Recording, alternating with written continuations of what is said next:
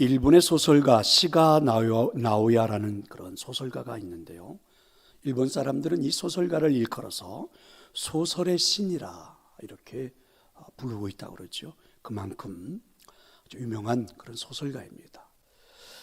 특별히 이 사람의 소설 가운데는 그 화해라는 그런 제목을 가지고 있는 소설이 있는데, 이 소설의 주제가 자신의 아버지와의 관계를 바로 잡을 수 있었던 그 화해의 과정, 그 자체를 이제 글로 소설로 써놓은 것인데 꽤나 유명한 그런 소설이라고 그러죠. 그 책에서 이분은 이렇게 먼저 주장을 합니다. 아버지와 나와의 사이에 불화의 원인을 쓰려면 한도 끝도 없다. 그렇게 아버지와 나와의 사이 속에서는 그 불화했던 일들이 많았다라고 말을 합니다. 이유는 사실은 일신상의 문제로 아버지와의 불화가 시작이 됐다는 거죠. 아버지는 어린 시절 보니까 잦은 출장 때문에 아버지에 대한 정이 거의 없었다고 그래요. 그래서 이 시가 나오야는 3살 때부터 할아버지 할머니 밑에서 양육을 받고 살아왔다고 합니다. 그리고 설상가상으로 13살이 되었을 때는 어머니가 세상을 떠난 겁니다. 이와 같은 성장 과정에서 아버지에 대한 불만이 가득 차게 됐고, 그리고 아버지와의 관계가 완전히 깨어져 버리고 멀어져 버렸다고 그러죠. 그런데 극적으로 아버지와의 관계가 화해를 맞이하게 되고, 아버지와의 관계가 화해를 맞이하면서부터 다시 그가 펜을 들고 썼던 그 소설들이 아주 유명한 화해의 소설이 되고, 그리고 이것이 계기가 되어 소설의 신이라고 불려지는 그런 사람이 되었다, 이렇게 이분은 주장을 합니다. 그러니까 아버지와의 관계 속에서 화해라는 일 하나가 자신의 인생 전부를 새롭게 만드는 계기가 되었다라는 고백입니다. 창세기 3장 15절에 가보면 우리 이 땅에 메시아가 탄생하게 될 최초의 그런 예언이 나와 있는데요, 이렇게 말씀하죠. 내가 너로 여자와 원수가 되게 하고 내 후손도 여자의 후손과 원수가 되게 하리니 여자의 후손은 내 머리를 상하게 할 것이고 너는 그의 발꿈치를 상하게 할 것이다. 이 말은 하와하고 뱀하고의 관계가 원수가 되었다는 말이죠. 이유는 우리가 잘 알고 있습니다. 뱀이 하와를 유혹해가지고 타락하게 만들고, 그리고 결국은 에덴 동산에서 쫓겨나게 만들었잖아요. 그래서 이 하와 그 다음에 뱀의 사이는 원수의 관계가 된 겁니다. 그런데 여러분, 이상하지 않습니까? 하나님은 뱀을 용서와 화해의 도구로 이상하게 사용하시기도 하십니다. 광야에서 이스라엘 백성들이 죄를 범하였을 때죠. 하나님께서 불뱀으로 하여금 이스라엘 백성들을 물게 했고 불뱀에 물리는 자마다 죽어갔습니다. 그런데 그때 또 불뱀에 물린 자들이 살아날 수 있는 방법을, 그죠? 구리로 만든 그 뱀을 높은 장대 위에 매달고 누구든지 구리뱀을 바라보는 사람은 또 살게 하셨습니다. 그래서 여기에 이제 신학자들은 의미를 부여하죠. 하나님께서는 이미 원수를 다 소멸하시고 이미 원수를 이기셨다. 그래서 그 뱀을 바라보는 자가 살아날 수 있게 하셨다라는 의미로 이야기를 합니다. 성도 여러분, 화해라는 말 사실 많이 사용하고 많이 들어보고 또 우리에게 꼭 필요한 단어잖아요. 화해라는 말은 타인의 죄를 내가 용서해 주는 것이 내가 하나님으로부터 용서받은 은혜를 체험하게 하는 비결이라고 하나님은 우리에게 말씀해 주시죠. 그러니까 우리는 하나님으로부터 용서받은 자들입니다. 근데 그 용서받은 그 감격이 어느 정도인지, 하나님 우리를 용서해 주신 그 하나님 은혜가 어느 정도 큰지, 이걸 여러분, 내가 누군가 내 옆에 있는 타인을 용서해 주면서 그와 화해를 이루면서 한번 그 심정을 가져보면 충분히 체험할 수가 있다, 이렇게 말하죠. 여러분, 이 세상에도 도덕적으로 보면 화해라는 말이 존재하지요. 그래서 세상의 도덕으로도 화해는 근본적인 덕으로 중요시해서 여러분, 도덕 안에도 화해가 절대적으로 필요하다고 가르쳐주고 있습니다. 심지어는 여러분, 법률 용어 사전에도 화해라는 말이 나옵니다. 법률 용어 사전에 나오는 화해라는 말은 이렇게 되어 있습니다. 분쟁을 하고 있는 당사자가 서로 양보해서, 그리고 당사자 사이의 분쟁을 종식할 것을 서로 계약하는 것. 그래서 이것을 바로 화해란다. 이렇게 법률 용어로도 쓰고 있죠. 그러면 화해는 말 그대로 분쟁을, 싸움을 종식하는 일입니다. 남의 잘못을 용서해 주고 자신의 권리를 양보해 주는 것. 자, 이런 것들이 이제 화해지요. 이게 법률적으로도 꼭 필요한 것이고 도덕적으로도 필요한 것이지만, 더더욱 우리에게 더 필요한 것은, 도덕적이고 법률적인 용어보다 더 중요한 것은, 내가 누군가와 타인과의 화해가 이루어진다라고 하는 것은 내가 하나님 앞에서 죄 용서함을 받았다라는 걸 철저하게 체험해 볼 수 있는, 그 뜨거움을 체험해 볼 수 있는 좋은 은혜라는 것입니다. 여러분, 오늘 우리가 이렇게 성전에 들어와서 예배를 하잖아요. 그러면 구약시대부터 시작됐던 성막의 모형, 성전의 모형들을 생각해 보면, 지금 우리가 안에 들어있는 여기를 성전이라고 할 때에, 구약 성경에 나와 있는 성전의 형태대로 본다고 하면, 지금 여러분들 회중들이 앉아있는 그 자리를 성소라고 그러죠. 그리고 제가 서 있는 이 자리를 지성소라고 일컬었습니다. 대신 여러분들이 앉아있는 그 성소하고 제가 서 있는 지성소의 사이는 이렇게 서로 얼굴을 마주보지 못하게 여기에 막이 쳐 있었잖아요. 커튼이 들어오져 있었잖아요. 그리고 이 안에는 딱 대제사장이 1년에 딱 한 번, 대속죄일 7월 10일이 될 때 대제사장이 이 지성소 안에 들어가서, 그것도 1년에 딱 한 번이죠, 법궤를 열고 그 법궤 앞에 있는 하나님의 말씀인 십계명도, 또 만나도, 아론의 쌍난 지팡이도, 그래서 그곳에 서면 하나님이 그곳에 임재하셔서 이스라엘 백성들에 대한 용서를 선포해 주시면, 그 말씀을 대제사장이 받고 나와서 백성들에게 선포해 주는 거죠. 그러니까 언제나 이 성소 안에도 일반인들이 들어올 수도 없었지만, 들어온다 한들 여러분, 이 지성소가 막혀 있어서 안에 볼 수가 없었잖아요. 그런데 여러분 잘 아시는 것처럼 예수님께서 십자가에 못 박혀 돌아가실 때 성경은 이렇게 기록되어 있습니다. 성전의 휘장이, 성소와 지성소를 가로막아 놓았던 휘장이 위에서부터 아래로 찢어졌다. 의미는 더 이상 이제 막힌 담이 없다. 그래서 여기에 더 이상 휘장이 있어서 사람들이 나갈 수도 없고 볼 수도 없는 이런 게 아니라, 이제부터는 모두가 직접 하나님 앞에 나아갈 수 있는 길이 열려졌다라는 그런 의미입니다. 그래서 하나님과 우리 중간에 막힌 담을 십자가에서 예수님이 친히 자신의 몸으로 다 소멸시켜 주신 거죠. 그래서 더 이상 담이 없게 만들어 주신 것입니다. 우리가 직접 하나님께 나아가도록 만들어 주신 것입니다. 믿으시기를 축원합니다. 크게 아멘 하셔도 좋습니다. 감격스러운 일이죠. 자, 그래서 이제 예수님께서는 그 역사로 인해서 우리들에게 말씀하신 거예요. 원수와 같은 사람이라 할지라도 친구라고 여긴다. 그래서 예수님은 친히, 그죠? 나사로와 같은 사람도 나의 친구, 나의 벗이요, 이렇게 이제 표현을 쓰시는 거죠. 더 이상 담이 없기에, 더 이상 원수가 아니기에 친구라고 말할 수 있습니다. 자, 오늘 이제 하나님 주신 말씀으로 한번 들어가 보면, 자, 여러분 11절과 12절의 말씀을 오늘 우리가 본문으로 읽지는 않았는데요, 한번 11절과 12절의 말씀 같이 한번 읽어볼까요? 그러므로 생각하라. 너희는 그때에 육체로는 이방인이요 손으로 육체에 행한 할례를 받은 무리라 칭하는 자들로부터 할례를 받지 않은 무리라 칭함을 받는 자들이라. 그때의 너희는 그리스도 밖에 있었고 이스라엘 나라 밖에 사람이라. 이 약속의 언약들에 대하여는 외인이요 세상에서 소망이 없고 하나님도. 자, 유대인들이 가지고 있는 사상이 하나 있죠. 선민 사상, 선민 의식입니다. 우리는 하나님 우리를 택하여 주셨다. 그것도 하나님 우리한테 언약을 하셨다는 거죠. 율법을 통해서, 말씀을 통해서.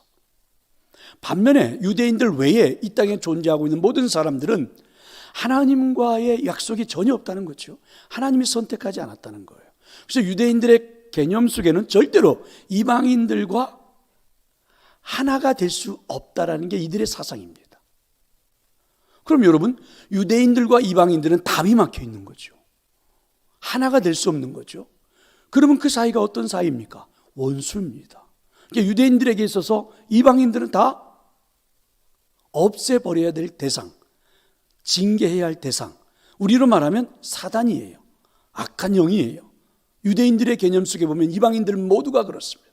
그러니까 유대인들의 생각 속에는 절대로 이방인들과 하나가 될 수 없다. 원수라는 거죠. 끝까지.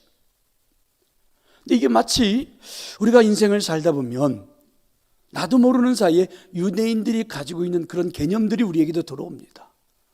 누군가의 관계가 내가 죽으면 죽었지 절대로 당신과는 화해하지 않아요. 당신과는 함께 할 수 없어요. 이런 게 이제 우리들에게도 생겨버리는 거죠. 나도 모르게. 내가 아무리 하나님을 믿고는 있지만, 내가 하나님 앞에 예수님을 통해서 용서받았지만, 내가 생각으로는 당신과 화해를 해야 된다라고 생각을 하지만 안 돼요. 화해할 수 없어요. 나는 안 돼요. 여러분, 말은 그렇게 표현을 하지 않지만 여러분 행동으로 그렇게 여러분 우리가 보여주지 않나요? 그럼 여기서 제가 자 여러분 원수가 있습니까? 없지요? 아멘 하시오. 아멘 하지요. 여러분 다 화해했지요? 네, 다 화해했습니다. 아멘 합니다. 그렇지만 우리들의 마음은 여전히 유대인들과 같은 그 관념이 사로잡혀 있죠. 여러분들 한 사람 한 사람에게 아직도 원수가 누구입니까? 하고 물어보면 피식 웃겠지요, 여러분. 대답은 안 하겠죠. 그러면 여러분 속에 뭔가 있다는 얘기죠. 박연수 집사님한테 물어보고 싶은 생각이 막 드는데 대답을 할 수가 없고, 그렇다고 여기서 말했다가는 이제 진짜 절전지 원수가 되니까 말도 못 하겠고. 근데 우리에게는 모두가 다 존재하고 있는 거죠. 유대인들의 개념 속에 그렇습니다. 이방인들이. 근데 이게 어떻게 하나가 될 수 있느냐는 것이지요. 그 내용을 오늘 우리가 읽은 본문의 말씀에 설명을 했는데, 먼저 여러분 결론부터 말해보면 13절입니다. 13절에 있는 말씀을 한번 읽어보겠습니다. 이제는 전에 멀리 있던 너희가 그리스도 예수 안에서 그리스도의 피로, 할렐루야. 그러니까 여러분 여기에는 하나님과 우리와의 가까워진 내용이기도 하지만 사도 바울은 하나님의 말씀을 선포한 겁니다. 유대인과 이방인이 가까워졌다. 원수가 아니라 친구가 됐다. 이유는요, 예수 그리스도의 보혈의 피가, 이렇게 말씀하시는 것입니다. 그리고 그 내용에 대한 설명을 오늘 우리가 읽은 14절부터 18절, 19절까지 쭉 설명을 한 것입니다. 그러면 여러분 중요하지 않습니까? 예수님께서 하나님과 우리와의 사이에 막혀있는 담을 예수님 자신의 몸으로 직접 십자가를 지시고 그 담을 헐어버리고, 그리고 원수가 되어진 우리를 십자가 그 자체로 소멸을 시켜버린 것입니다. 그러면 하나님과 우리와의 관계가 그렇게 해결이 되었다면 유대인과 이방인의 관계도 충분히 가능하다고 보는 거죠. 유대인과 이방인들도 하나님과 우리 사이도 그렇게 하나님이 헐어버리셨는데 십자가의 그 보혈 하나가, 십자가의 능력 하나가 충분히 그 담을 헐었는데 유대인과 이방인들의 담을 못 헐겠느냐? 우리와 타인과의 관계, 살다 보니까 원수처럼 되어져 있는 그 사람과의 관계의 벽을 허물 수 없겠느냐? 이렇게 오늘 말씀을 선포해 주는 것입니다. 그러면 그 무거운 담을 헐 수 있는 것도 십자가요. 원수가 사라지고 친구가 될 수 있는 것도 십자가요. 믿으시기를 축원합니다. 자, 그럼 이제 조금만 더 구체적으로 십자가는 우리에게 무엇을 만들어 주신 것일까? 라는 것입니다. 첫째는 십자가는 우리에게 막혀있는 담을 헐게 하신 것입니다. 자, 14절의 말씀이에요. 14절 같이 한번 읽어봅시다. 그는 우리의 화평이신지라 둘로 하나를 만드사 원수된 것 곧 중간에 막힌 담을 자기 육체로, 거기 나오죠. 막힌 담을 자기 육체로 주님이 십자가로 헐어주셨다. 하나님과 우리가 원수된 것을 소멸시키는 화해자로 예수님이 이 땅에 오신 분이고, 그리고 예수님의 근본 자체는 그와 같은 화평이라는 것입니다. 자, 보실래요? 예수님 근본 자체가, 예수님의 성품 자체가 화해자라는 거죠. 화평을 이루시는 분이라죠. 그래서 그분이 오셔서 하나님과 우리와의 막혀있는 담마저도 헐어버리신 분이라 이렇게 말씀하는 겁니다. 누가복음 2장 14절에 보면 예수님의 탄생에 대한 말씀을 이렇게 증거하고 있죠. 지극히 높은 곳에서는 하나님께 영광이요 땅에서는 기뻐하신 사람들 중에 평화로다. 이 땅에 탄생하신 예수님의 근본 자체는 평화였어요. 원수처럼 되어 있는 이 세상에 평화를 주기 위하여 그분은 평화의 메시아로 우리에게 오셨다. 성경은 이렇게 선포하죠. 반면에 여러분, 예수님께서 세상을 떠나시는 이 죽으시는 장면에 대해서 이사야서 53장 5절에서는 이렇게 예언을 했잖아요. 그가 찔림은 우리의 허물을 때문이요 그가 상함은 우리의 죄악 때문이라. 그분이 징계를 받음으로 보세요, 우리가 평화를 누리고. 할렐루야. 그러니까 예수님은 근본 자체가 평화였어요.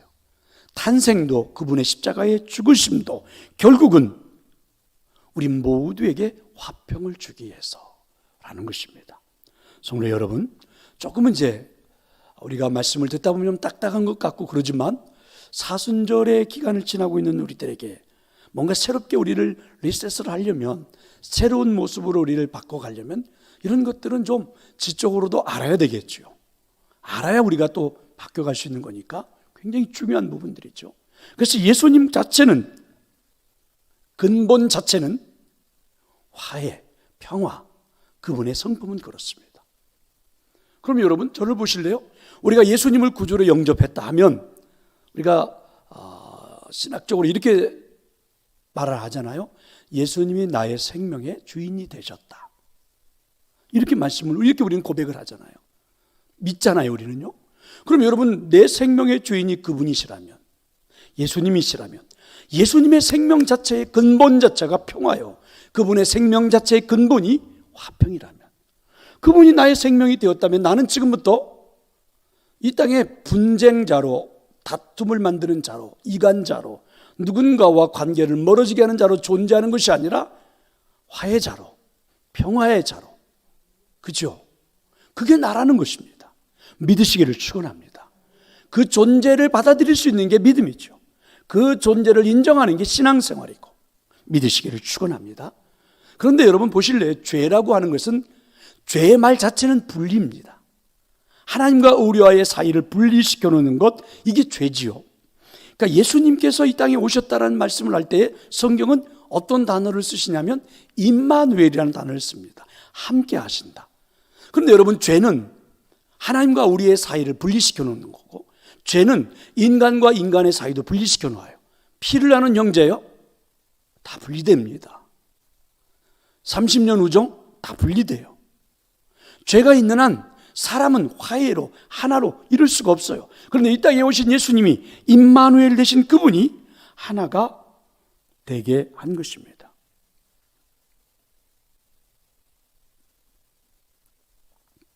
그러니까 하나님과 사람이 다시 하나가 되게 하시는 그 임마누엘 하신 그 예수님께서 우리에게 보여주신 것이 바로 십자가. 그래서 오늘 성경은 십자가의 의미를 마치 성소와 지성소에 휘장이 지어진 담과 같은 것들이 존재했던 것들을, 그 담을 허물어 버리셨다. 그래서 십자가는 마치 우리가 하나님과 우리 사이가 결혼한 것처럼, 하나님과 우리 사이가 결합을 이룬 것처럼 이렇게 표현을 하는 겁니다. 십자가가 우리에게 무엇을 만들어 주셨을까? 하나님과 나와 사이에 막혀 있는 담을 그분이, 그 십자가가 허루어 준 것입니다. 믿으시기를 축원합니다. 여러분, 우리는 화해라는 말을 잘 알고 있습니다. 화해라는 말은 싸움하던 것을 멈추고, 그리고 서로가 가지고 있던 안 좋은 감정을 풀어내는 것이 화해입니다. 화해는 서로의 관계가 화목하게 되는 거죠. 화해는 뜯어진 것을 다시 꿰매는 것을 의미하죠. 화해는 반항하는 마음을 되돌리는 것을 말하고, 화해는 싸늘하게 식어버린 열정에 불을 지피는 것이죠.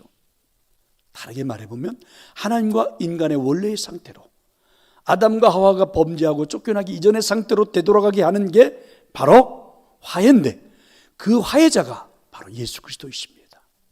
아멘. 여러분, 역사적 인물들을 볼 때도 화해의 사람들이 많지요.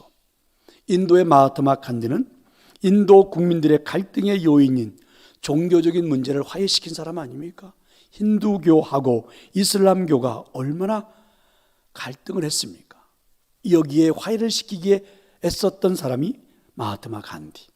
미국 사회에서는 여러분, 흑인 해방 운동가였던 마틴 루터 킹 목사님, 흑백의 갈등을 해소하려고 애를 썼죠. 그것도 비폭력 행진을 통해서. 아브라함 링컨 대통령은요, 미국의 남과 북의 갈등을 해소하기 위해서 얼마나 많은 일을 했는지도 모릅니다. 그런데 여러분 잘 아는 것처럼 이 세 명의 공통점이 무엇인지 아십니까? 남북의 갈등을 화해시키고, 백인과 흑인의 갈등을 화해시키고, 이슬람교와 힌두교의 종교적인 갈등을 해결시키려고 노력했던 이분들의 공통점 하나는 다 같이 이들은 암살되었다는 거죠. 희생되었습니다. 자기 몸을 준 거죠. 자기 몸을 바친 겁니다.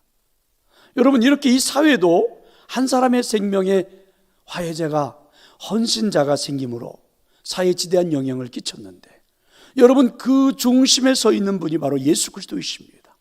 전 인류에게, 모든 사람에게, 모든 나라에 종교적인 갈등, 흑백의 갈등, 남북의 갈등, 경제적인 갈등, 모든 것들의 화해자로 예수님은 우리를 그렇게 만들어 주신 것입니다. 믿으시기를 축원합니다. 자, 그러면 한번 생각을 해볼래요? 우리가 원수가 되었을 때, 누군가와 원수가 되었을 때, 죄로 인해서 누군가와 분리가 되었을 때, 그 사이가 화해가 되기 위해서 우리가 노력할 때 하는 게 하나가 있죠. 어떤 노력을 하냐면 이런 것들을 노력하죠. 해결하기 위해서, 두 사람이 화해를 하기 위해서, 해결하기 위해서 문제에다가 초점을 맞춥니다. 그래서 만나가지고 이야기를 들어보죠. 너가 뭘 잘못했고, 네가 무엇을 잘했고, 너에게는 무엇이 문제고, 너에게는 무엇이 잘됐고, 너는 이것이 네가 잘못됐고, 이것이 잘됐고. 여러분, 이렇게 문제에다 초점을 맞추어서 서로 원수 관계를 해결해 보려고 노력을 합니다. 이건 것을 여러분 사회에서는 법적이라고 그러죠. 그래서 여러분 재판을 하지요. 판사들이 그 부분을 해결하는데, 제가 여러분 많이는 아니지만 지금까지 살아오면서 판사들에 의해서 법적인 문제가 결판이 났을 때 받아들이는 사람들을 본 적이 한 번도 없습니다. 어쩔 수 없이 사회가 만들어 온 일이기 때문에 따라갈 수는 없지만 다 억울하다고 그럽니다. 나만 잘못됐다고 그러지. 이게 문제에 초점을 맞추고 해결을 해버려야지만 되지가 않습니다. 반면에 여러분, 우리와 우리끼리 사이에서도 문제에 초점을 맞추고 해결을 해보려겠다고 노력을 하죠. 그래서 A와 B를 불러놓고 들어줍니다. 서로 간에 이야기를 해보게 하죠.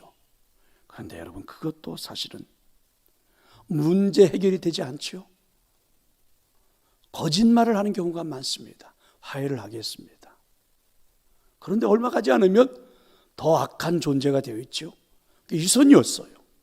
그러니까 여러분, 우리는 이 땅에서 뭔가 화해를 하겠다고, 그래서 그것을 한번 해결시켜 보겠다고 문제에 초점을 맞추어서 일을 진행하는 한 아무것도 이룰 수가 없었습니다. 문제를 들춰내면 들춰낼수록, 잘잘못을 따지면 따질수록 화해라는 건 결코 되어지지 않더라고요.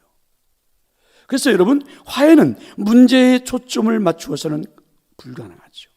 화해는 관계에다가 초점을 맞추는 것입니다. 화해에 초점을 맞출 때는, 그죠?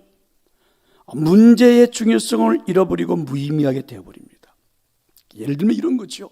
두 사람의 관계에 먼저 우선순위를 두고 관계를 먼저 해결시켜버리고 나면, 문제에 대한 해결점들을 들추어내서 말하기 전에 관계가 해결되고 나면 그 관계 속에서 여러분 사실 문제가 될 만했던 것들은 다 사라져버리는 것입니다. 그게 여러분 하나님과 우리와의 사이에 있는 것이죠. 예수 그리스도를 우리가 구주로 영접했더니 하나님과 우리 사이의 관계가 해결이 됐어요. 그리고 난 다음에 하나님은 우리가 그동안에 지어놓았던 모든 죄악에 대해서 일도 물어보지 않겠다는 겁니다. 다 사라져버리는 거예요. 예수 그리스도의 십자가 안에 모든 것들이 깨끗이 정리가 되어버리는 거죠. 하나님께서 우리를 받으실 때, 너 몇 월 며칠 날은 이걸 잘못했고 몇 월 며칠 날은 이걸 잘못했으니까 너 이것에서 잘못했다고 고백해야 되고 이것에서 잘못했다고 고백해야 되고, 이렇게 해서 하나님 우리의 문제를 다 출처내신 분이 아니라, 내가 예수 그리스도를 구주로 영접하는 순간 하나님이 나를 하나님의 자녀로 삼는 순간 하나님과 나와의 관계가 아버지와 아들의 관계, 부모와 자녀의 관계, 하나님의 나라의 백성의 관계가 성립이 되는 순간 어떤 죄도 무엇도 사실은 들춰낼 필요도 없이 다 사라져버리는 거죠. 바로 그게 뭐라고요? 그게 십자가입니다. 믿으시기를 축원합니다. 그래서 십자가는 문제 해결에다 초점을 맞춘 게 아니고 관계 해결에다 초점을 맞춘 거죠. 예수님을 구주로 영접하는 순간 우리의 모든 관계가 성립이 된 거죠. 저와 여러분이 예수님을 구주로 영접하는 순간 하나님과 우리와의 관계는 부모와 자녀의 관계가 되지만 옆에 있는 성도와의 관계는 천국에서 그리스도 안에서 한 형제, 한 자매가 되는 관계가 성립이 되고 나면 어떤 죄악도 주님은 따지지 않습니다. 사실은 우리가 따져서 자꾸 문제를 만들 뿐이지. 십자가가 그만한 능력이 있느냐? 충분합니다. 아시는 것처럼 십자가는 희생이요, 십자가는 여러분 섬김이요, 십자가는 죽음이요, 십자가는요 모든 것입니다. 주님이 십자가에 지셨던 그것 하나면 우리 주님이 우리 하나님 우리에게 묻지도 않고 내 안에 있는 모든 죄악이 다 사라져버릴 만큼 그만큼 충분한 하나님이 보신 겁니다. 그냥 십자가는 이렇게 선 긋는 게 십자가가 아니라, 십자가가 간단하고 값어치 없는 것이 아니라, 십자가가 여러분 아무런 의미가 없는 것이 아니라 그만큼의 십자가는 능력도 있고 그만큼의 십자가는 희생도 있고 역사가 있었기에 그래서 담이 흐러지는 거죠. 성도 여러분, 사순절을 지나가고 있습니다. 우리는 우리들의 삶을 새롭게 되돌아보고 리셋을 해야 되는 것들 가운데 화해가 중요하지 않을까요? 하나님과 나와의 관계를 먼저 정리해 보십시다. 내가 온전하게 하나님을 아버지라고 부르고 있는가? 내게는 성령님이 여전히 동행하고 계시는가? 내 중심에는 예수님이 계신가? 관계가 성립이 되어 있다면 자연스럽게 내 주변엔 모든 사람들과의 담도 헐어버리는 화해가 이루어져야 되지 않을까요? 여러분에게 그런 은혜가 있기를 축원합니다. 또 한 가지 오늘 성경은요, 십자가는 우리에게 원수된 것을 소멸했다라고 말씀해 주죠. 에베소서 2장 16절, 오늘 우리가 읽었던 말씀 16절입니다. 다시 한번 16절을 읽어보도록 하겠습니다. 또 십자가로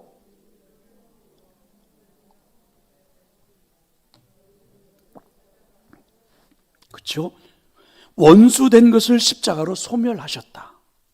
이렇게 말씀합니다. 십자가는, 소멸이라는 말은 이렇게 말해보면 좋아요. 원수라는 딱지가 있는데 그 딱지를 떼버리는 겁니다.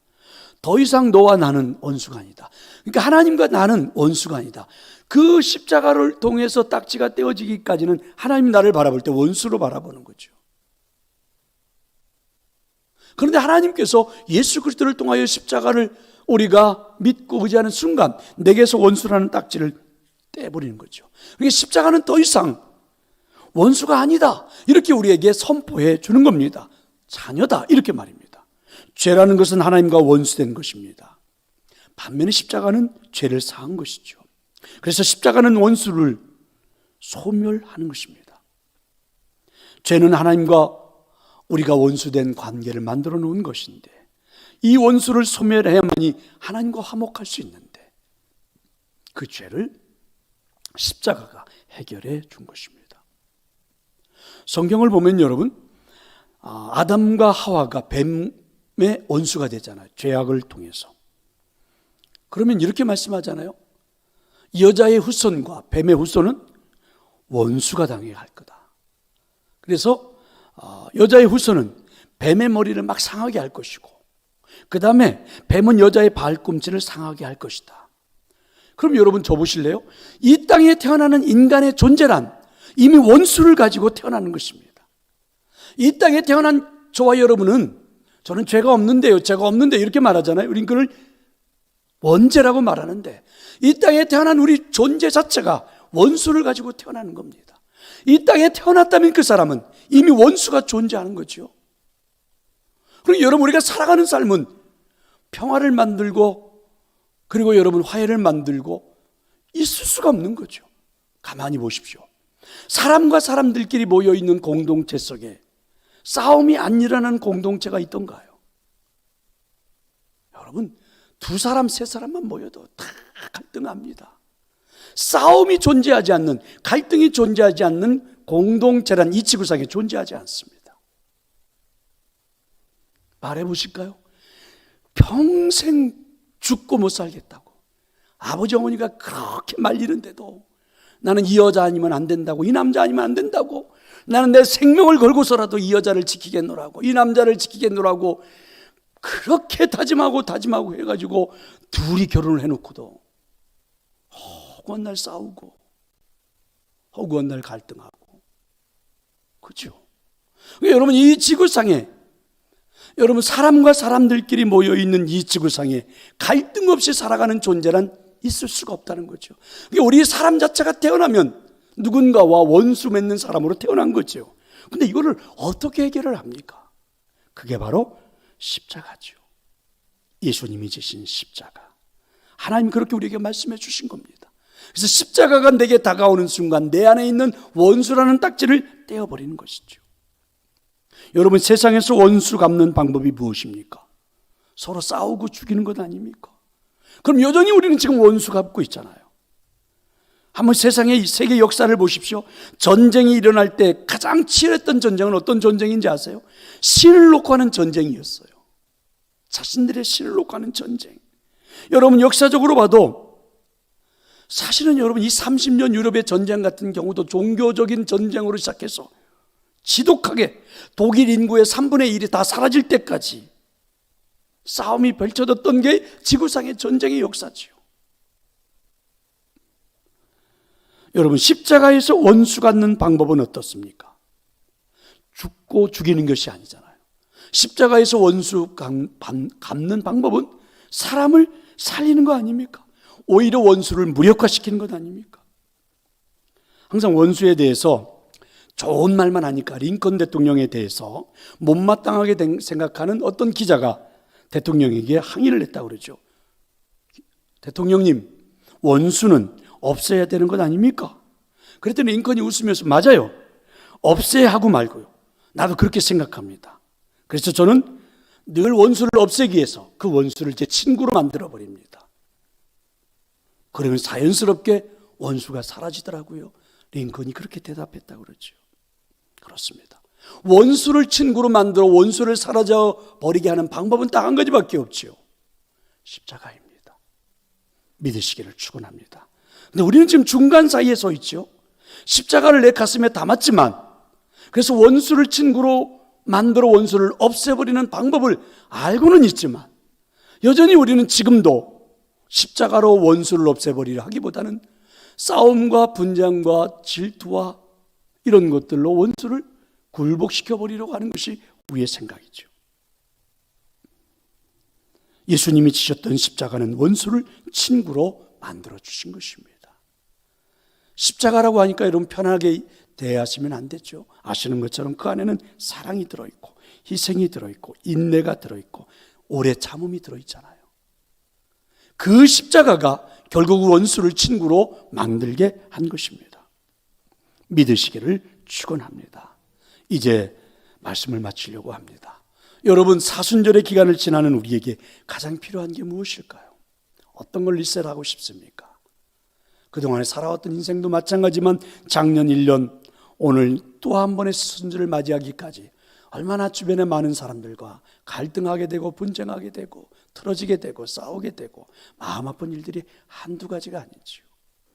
사순절은 십자가를 바라보는 것이라면 그 십자가의 능력은 이렇게 담도 헐어버리고 원수도 헐어버리는데 시작해 봐야 되지 않을까요? 미국의 어느 한 병원에 젊은 청년 하나가 입원을 했는데 에이즈로 거의 죽음 직전에 와 있는 그런 젊은이였어요. 청소년 시절부터 가정과 학교에서 문제아로 취급받던 아이라고 그래요. 부모님도 그를 찾지 않을 정도로 막된 삶을 살았습니다. 온몸에 문신이 가득하고 폭력 조직에도 가입해서 문란한 성생활까지 겉들어 결국은 에이즈가 온몸에 퍼져 뼈만 남아 죽을 날만을 기다리고 있는 그런 청년이었죠. 어릴 때 아버지에게 반항하고 집을 뛰쳐나와서 그렇게 길거리를 전전하며 살아온 세월이 오래되었습니다. 죽음이 거의 임박해 있는데 금방이라도 숨이 끊어질 것 같은데 이 젊은이가 눈을 감지 못하고 있는 겁니다. 그 병원에 있는 그 병원을 목회하고 있는 목사님 한 분이, 원목 한 분이 이제 마지막 세상을 떠나는 그 병자들을 다니면서 기도해 주니까 그 젊은이에게 다가가서 기도해 주려고 하는데 그 젊은이가 말은 못하지만 뭔가 눈으로 말을 하고 싶어 하는 것처럼 보여지더래요. 그래서 물었다고 그러죠. 무슨 할 말이 있어요? 그랬더니 젊은이가 말하기를, 저는 아버지하고 화해하고 아버지하고 용서를 받기 전에는 눈을 감을 수가 없을 것 같아요. 이렇게 거의 죽어가는 소리로 이야기를 하더래요. 그래서 이 목사님이 재빠르게 여기저기 수소문을 다 해가지고 아버지를 찾아낸 겁니다. 그래서 아버지를 그 병원으로 오게 했죠. 병실에 들어서는 아버지는 다 죽어가고 있는 아들을 바라보고 껴안았습니다. 그리고 눈물을 뚝뚝 흘렸죠. 잠시 후에 아버지가 아들아 사랑한다, 나지막하게 속삭였습니다. 그때 아들은 아버지 품에 안겨 아버지 저를 좀 용서해 주세요, 숨을 몰아쉬면서 고백하기 시작했습니다. 이때 아버지가 말하지요. 아들아, 나는 너를 보는 순간부터 용서했어. 그 한 말 한마디를 전했죠. 이 말을 듣고 아들은요, 얼마나 조용하게, 얼마나 평안스럽게 아버지의 품 안에서 눈을 감았습니다. 아버지와 화해한 아들이 평안하게 세상을 떠날 수가 있었다는 이야기죠. 성도 여러분, 칼 메닌거라는 박사는요, 이 지구상의 사람들에게 존재하고 있는 정신병은 대부분이 용서와 관계가 된다라고 발표를 했습니다. 만약에 사람들이 누군가를 용서하고 화해를 할 수 있다면 전 세계 정신병의 70%는 사라지게 될 거라고, 아니요, 정신병원 자체가 사라지게 될 거라고 이분은 주장합니다. 그렇습니다. 십자가의 능력은 정신병을 고치는 정도가 아닙니다.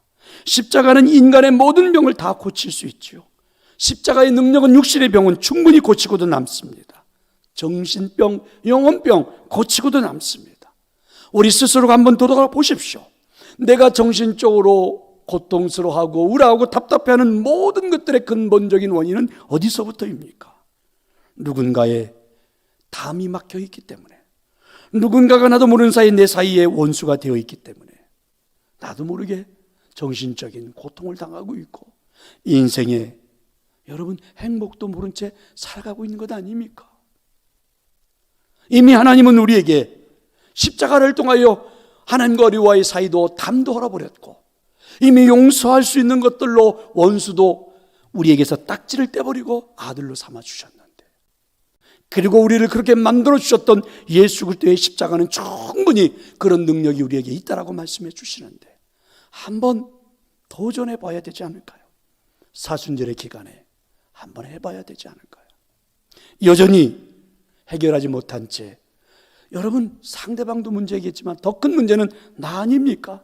내가 너무 시달리고 살잖아요. 내 자신이 너무너무 고통스럽게 인생을 살아가잖아요.